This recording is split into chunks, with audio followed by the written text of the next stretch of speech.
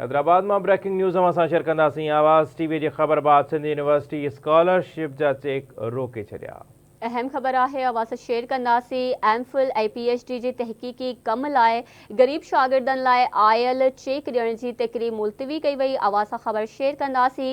आवाज़ TV news ते ख़बर नशर थियण बाद यूनिवर्सिटी इंतज़ामिया तकरीब रोके छॾी। ज़रियनि जो इहो चवणु आहे। जी नाज़रीन, असां जॉइन किया है ब्रेकिंग न्यूज़ असां शेयर कंदासीं। आवाज़ टीवी की ख़बर बाद सिंध यूनिवर्सिटी स्कॉलरशिप जा चेक रोके छॾिया आहिनि।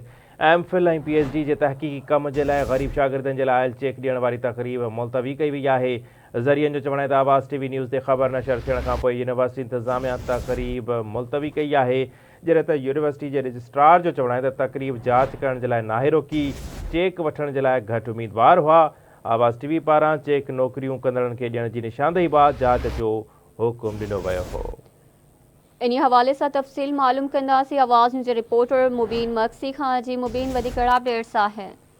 अॼु बिल्कुलु गुज़िरियल ॾींहुं जेको आवाज़ टीवी पारां इहा ख़बर नशर कई वई त सिंध यूनिवर्सिटी जे इंतज़ामिया पारां एमफिल ऐं PhD जी स्कॉलरशिप आई हुई, जेका जेको ग़रीब ऐं पोरियल शागिर्दनि जे बजाए मनपसंद माण्हुनि समेत नौकरियूं कंदड़ जेके उम्मीदवार हुआ उन्हनि खे ॾिनी वई। उहा ख़बर आवाज़ टीवी ते नशर थियण बाद जेको अॼु जेका चेक विरासत वारी तकरीब रखियल हुई उहा मुलतवी कई वई। इन हवाले सां सिंध यूनिवर्सिटी जे एतबार चुकनि ज़रियनि ॼाण ॾिनी आहे त जेका चेक भरण वारी तकरीब आहे उहा आवाज़ टीवी जी ख़बर नशर थियण बाद मुलतवी कई वई।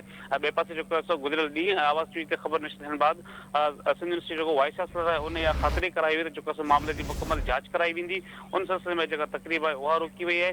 ऐं ॿिए पासे रजिस्ट्रार जो चवणु आहे जेका तकरीब आहे उहा जांच लाइ न रोकी वई आहे, पर जेके उम्मीदवार हुआ उहे घटि पहुता हुआ, जंहिं करे चेक करण वारी तकरीब आहे उहा रोकी वई आहे। जी, वॾी महिरबानी मुबीन इन वारे सां अपडेट करण जे लाइ।